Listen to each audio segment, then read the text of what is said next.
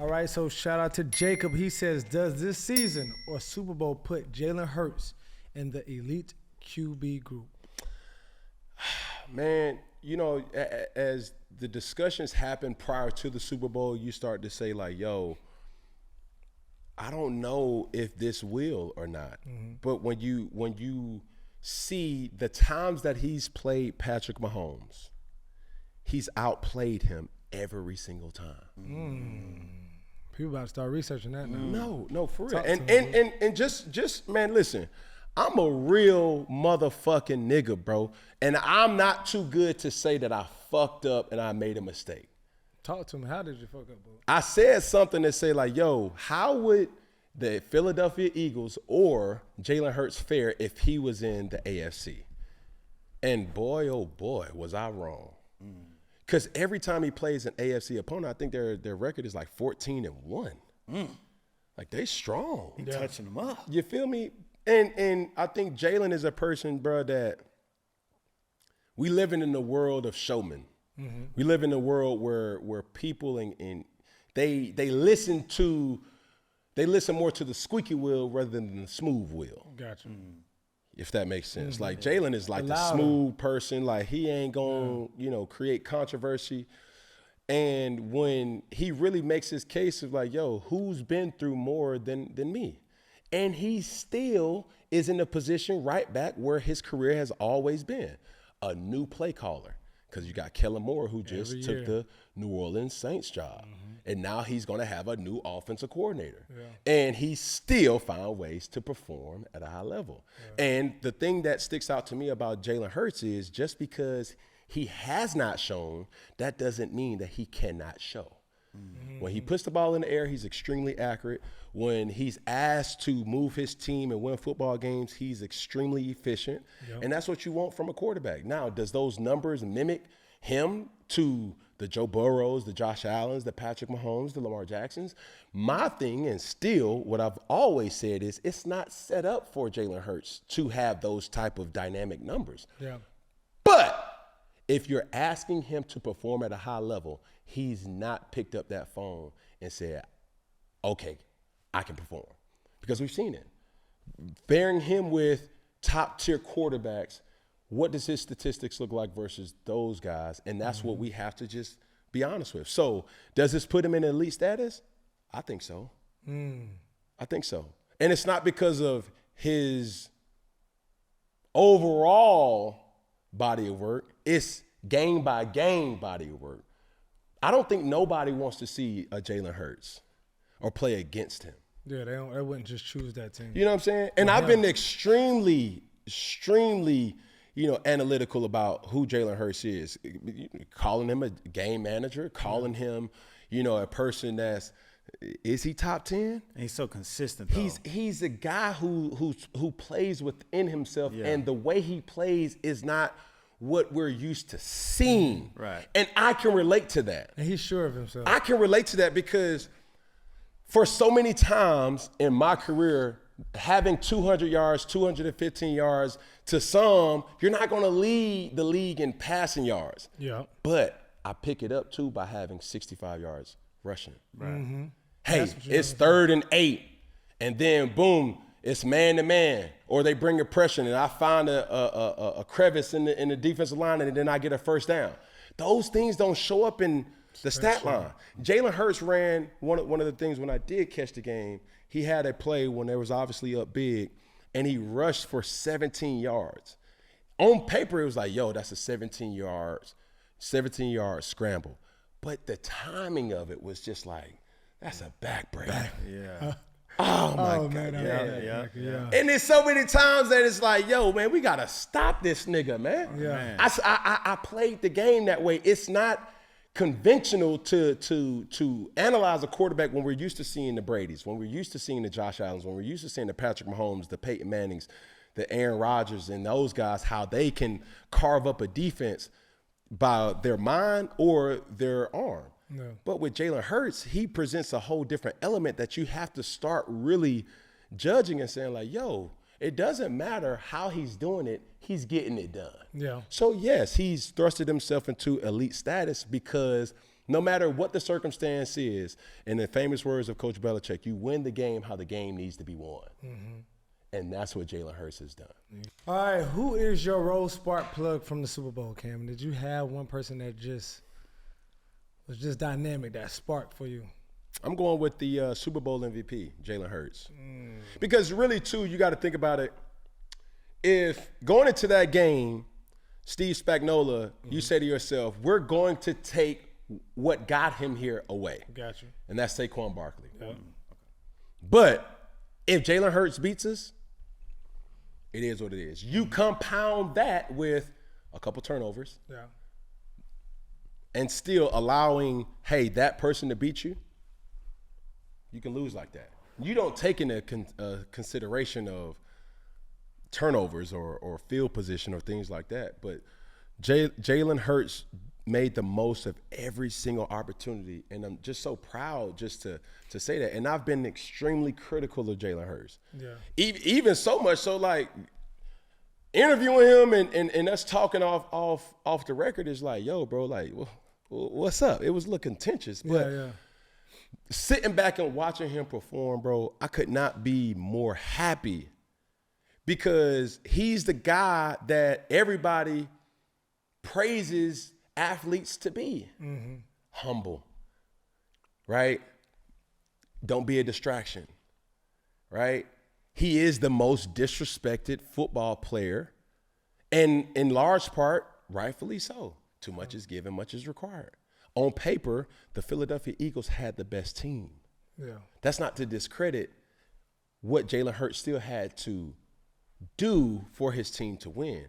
Everybody played a role in them winning the football game, and when it came down to making the plays, in the famous words of Stephen A. Smith, it can't be your fault. Yeah. So when it was his time to make a play, Jalen Hurts made the play more times than not, and that's why I give him the Super Bowl standout or the role spark plug person of the week. Yeah.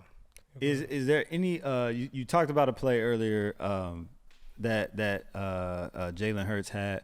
Was there any other play that was a very standout play of from your perspective on Jalen's Super Bowl play? Man, honestly, I didn't start watching the game until the second half. You know, I was traveling. I had a conference that I needed to go to, and I was just expecting, like, yo, I want to watch the second half, given that the game was going to be better in the second half. Like, bro, it was going to be close, yeah. When I woke up from a nap on a plane, I looked over, and somebody was playing the game on their screen. Yeah. And I looked down and I said, 24 to shit, that cannot be right. I mean, I thought it was a statistic that they were showing, like, yo, penalty yards or some shit like that. Yeah. But when you in the airport and you started finding the TV screen, you said, like, yo, it's 24 to shit? Damn. What the fuck happened? Thanks. You know what I'm saying? So, like, damn, it was a lot that went into it, and Philly just played bully ball, bro. Yeah, they did. They was hungry. They was that hungry dog. Bro, they had that energy. It felt like all fucking week. Yeah. You know what I'm saying? We won't be denied type energy. Like, I don't know if it was me, but I was looking very close to just how they answered questions at, you know, the press conferences and things like, bro, Philly went into this game with a plan. Yeah. And that plan was to make motherfucking Kansas City extremely uncomfortable. I did. And, you know, like Mike Tyson said, man, shit, all that shit cute until you get punched in the mouth. Then what's your plan? Yeah. They got punched in the motherfucking mouth. And kept getting punched. And when the time was for somebody to make a play, they made those plays. And I was extremely like, yo, okay. These motherfuckers ain't fucking around. They had a whole case of fay and fo. Say what? Fay and fo. Break it down for the people. Fucked around and found out that Philly ain't coming here to bullshit. That was crazy. When you got those 50-50 balls, I seen Devontae Smith had an opportunity to make a play. That wasn't a wide open catch. Yeah. Like, he made a play. Yeah. A.J. Brown beating his man-to-man matchup with him and McDuffie. Everybody was making it a big deal. Like, yo, bro, when you look at the statistics leading up into the game, there was not a better player versus man-to-man than A.J. Brown. Yeah. And this is what the thing is that me knowing football will say. A.J. Brown is not your gadget receiver, meaning he's not going to run the reverses. He's the old school, line that shit up and give me the simple routes, the indie routes, which is a short end. You got a slant, you got curls, you got stop routes, you got bang eight, short eights. These timing routes that Jalen Hurts does well. Yeah. Very accurate. Every time that they had a blitz call, they had an answer for it. And that's what good preparation does. That Cooper DeJohn pick 6 though, that set the mode. I was watching them like, yo, that kind of got me. I'm like leaning back. I'm like, yo, this a little different. Because he ain't just picking. I picked it. I'm taking it to the crib. Right. So like, there's times in games where players around. Yeah, Saquon is great. Yeah, Jalen Hurts is great. Yeah, A.J. Brown is great. But when it's time for other guys to make plays, we got to make those plays. Yeah. And let's kind of backtrack real quick, because there's something that I thought the Philadelphia Eagles was in a situation where they had to win, and they did. When you have a year like Saquon Barkley had, for him to say, "Hey, it's about the team. I'm going to eliminate my personal, desires and setting records." It's a bigger thing that I'm after. Yeah. And that's winning the Super Bowl. Yeah. He did not play the last game, and that was something that I thought he should have played. Yeah. Just to be able to make it even better. You know what I'm saying? It wasn't a guarantee that they would have gotten to the Super Bowl, but he bought in.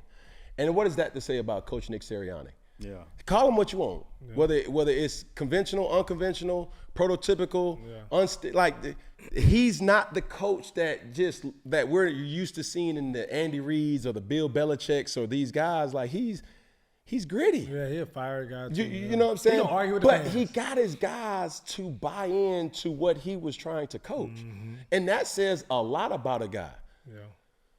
It's big. So in the next season, for instance, when, contracts are being negotiated and things of that nature, does that minimize how important Saquon is in a sense because they won the championship without his Saquon got all Saquon's new deal will now reset the running back market. I hope so. Mm-hmm. Because one of my favorite impactful interviews over the weekend was with Terrell Davis, and he said something where I think everybody should take heed to this type of method. Let's strip the position. Yeah. Every quarterback is not a game changer on their team. Correct. Mm-hmm. And you think about it, it's like, oh shit, damn, that's true. So if you strip the position and say like, yo, whoever the game changer or the most valuable player on that team, that warrants that specific money. Yeah. You feel me? So what Saquon is asking for versus a Sam Darnold, like how is that even comparable? Mm-hmm. Both is needed. Don't get me wrong, but you're going to tell me Sam Darnold is asking for around $40 to $50 million a year, and you got Saquon Barkley making $14, $15 million? Yeah. But what do you say about that? Like, obviously they held him back during the Super Bowl, but this is the thing. They held him back. He didn't have a breakout game, but I would say, because it's kind of controversial, he didn't have a breakout game, but he was able to free up everybody else to have a breakout game. You know what I'm saying? Because it's like they doubled down. They was like, look, Saquon not going to beat us with Saquon. Yeah.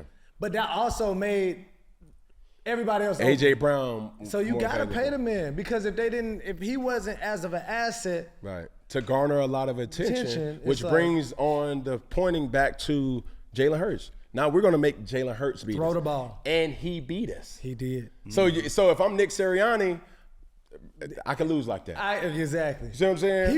Saquon wasn't going to beat us. Listen, I'll be damn bullshit. Yeah. He not gonna y'all say if he can do it all, he ain't never showed it. Show us today. Show us the motherfucking day. And every single time people have asked Jalen Hurts to show us, he has showed you what he's capable of. Yeah. So going back to what I said, just because he has not shown doesn't mean that he cannot show. Mm-hmm. Mm-hmm.